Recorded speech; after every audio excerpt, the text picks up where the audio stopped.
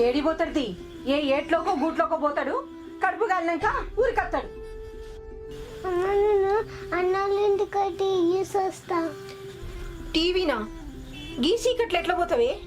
చీకట్లో పోతే పురుగు బూసి ఉంటాయి. అద్దు. సప్పుడే అన్నం తిని పండుకుందాం. అన్నం తీసుకొస్తావు.